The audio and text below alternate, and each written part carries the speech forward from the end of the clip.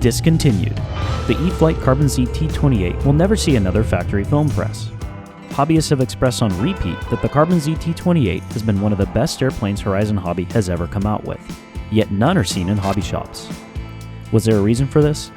Let's find out.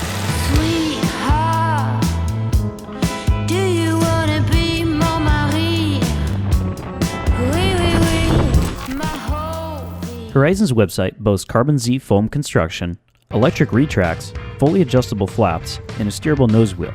But there's already 1,000 other reviews out there that go over all this. Let's talk about what it's like where it truly belongs. In the air. She takes off with ease, yet resists the urge to get yanked from the earth like X-Jet's hair.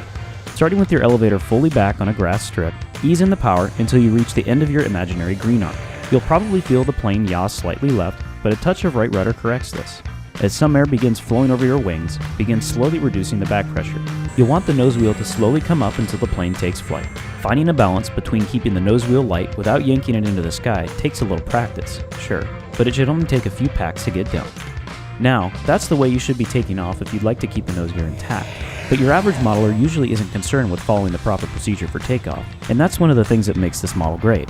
The team who engineered this plane clearly made sure that it would come out of the factory dynamically balanced. What does that mean for those of us that fly them? The plane flies just fine without you. Seriously, this is an easy plane to fly and look like a pro because all you have to do is release the sticks. In a spin, release the sticks. Want to fly straight down the runway while holding a perfect center line? Get it lined up and release the sticks. It flies on rails without you. As for power on climb out, plenty. This is a plane that you don't need to climb out at full power with to keep it looking scale because you'll very quickly find yourself busting 400 feet.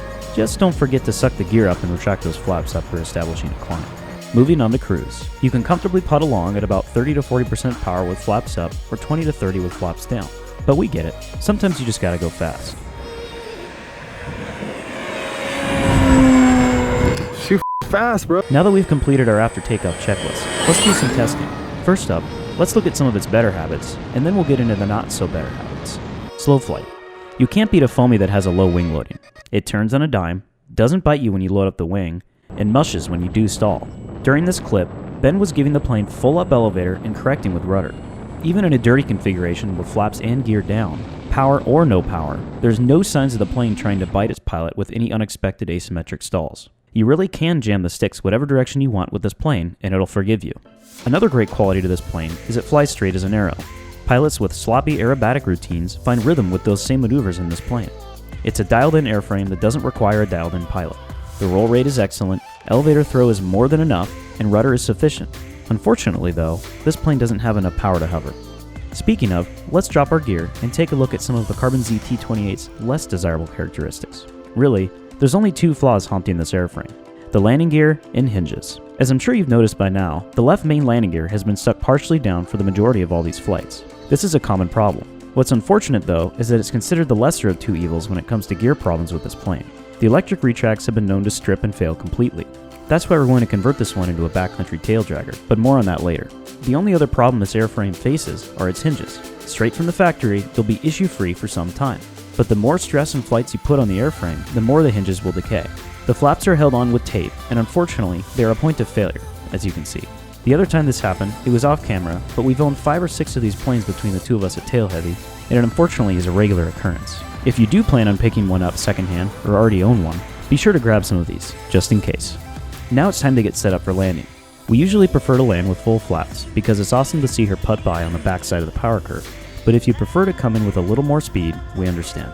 Feel free to try no flap landings, 30%, whatever tickles your pickle. As for tips when landing this bird, we do have a few. Landing with power at idle is generally not something you want to do with this plane unless your approach path is that of the space shuttle. It's best to carry in some power on a stabilized approach and leave it in until you get into that final bit of sink and your wheels are about to touch. Leaving the power in gives you guaranteed airflow over the elevator, which in turn gives you more control authority. We're not going to pretend to be engineers, but if you land with your flaps all the way down and power at idle, it's hard not to 3-point this nose dragger even with a more aft CG. Other than that, just point it in the general direction of the ground at an acceptable angle of attack and you should be alright. Worst case, keep some glue on hand for that gear though. Without a doubt, the E-Flite T-28 is a workhorse that pulls its own weight, and then some. It can truly serve whatever mission you have for it. Speaking of, next up, we are going to transform this T-28 to a bush plane with large tires and a tailwheel configuration, and then of course, put it to the real test. If you're interested in seeing this, let us know. Consider subscribing if you haven't already. Happy landings, and bounce one on for us next time you're at the field.